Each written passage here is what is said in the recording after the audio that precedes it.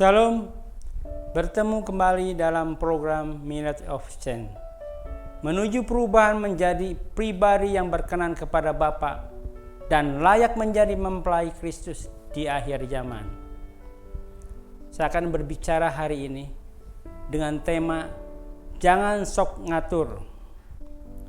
Jangan sok ngatur orang lain kalau kamu belum bisa mengatur dirimu sendiri. Di dalam 1 Timotius 5 ayat 13, lagi pula dengan keluar masuk rumah orang, mereka membiasakan diri bermalas-malasan, dan bukan hanya bermalas-malas saja, tetapi juga meleter, mencampuri orang lain, dan mengatakan hal-hal yang tidak pantas.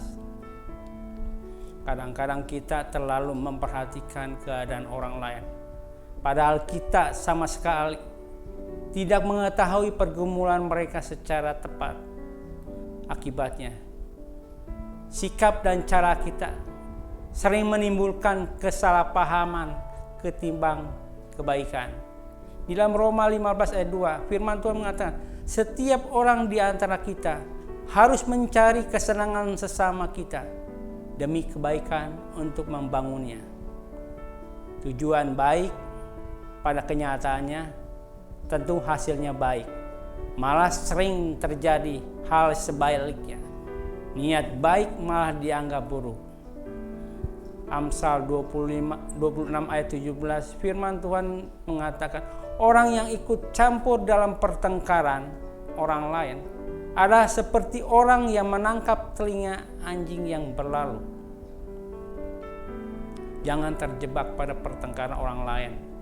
Orang yang cerimis seringkali malah ketiban malapetaka, dan nasib sial bagai digigit anjing yang liar yang berlalu.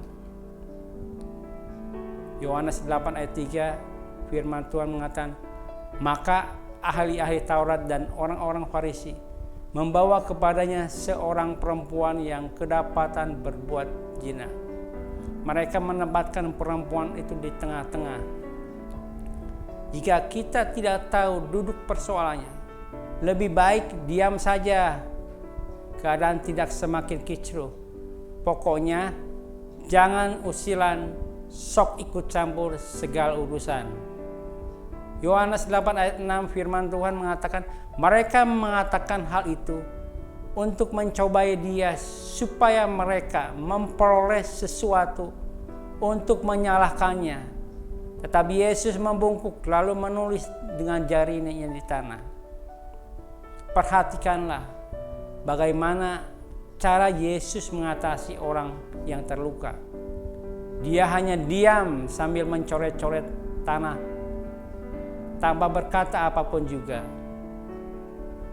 Yohanes 8 ayat 7, firman Tuhan mengatakan, dan ketika mereka terus-menerus bertanya kepadanya, ia pun bangkit berdiri lalu berkata kepada mereka, barang siapa di antara kamu tidak berdosa, hendaklah ia yang pertama melemparkan batu kepada perempuan itu.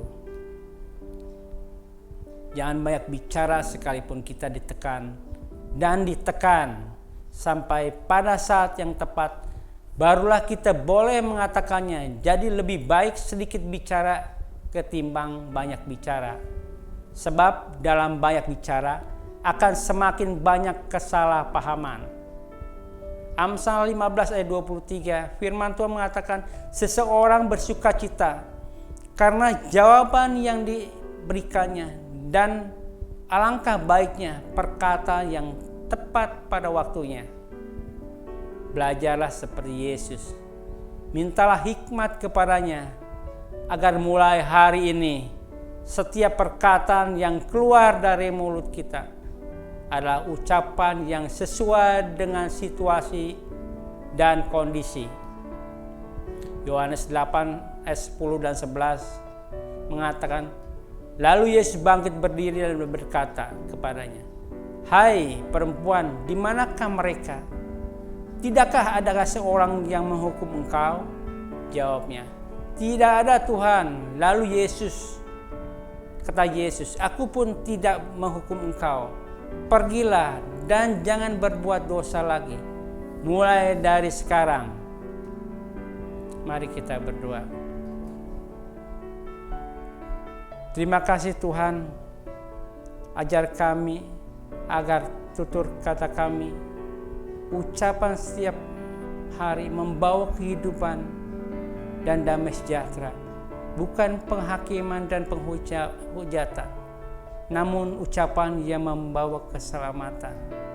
Terima kasih Tuhan, di dalam nama Yesus. Terima kasih Tuhan atas firman yang telah disampaikan. Biar firman boleh menjadi berkat bagi setiap daripada kami. Dalam nama Yesus, haleluya, amin.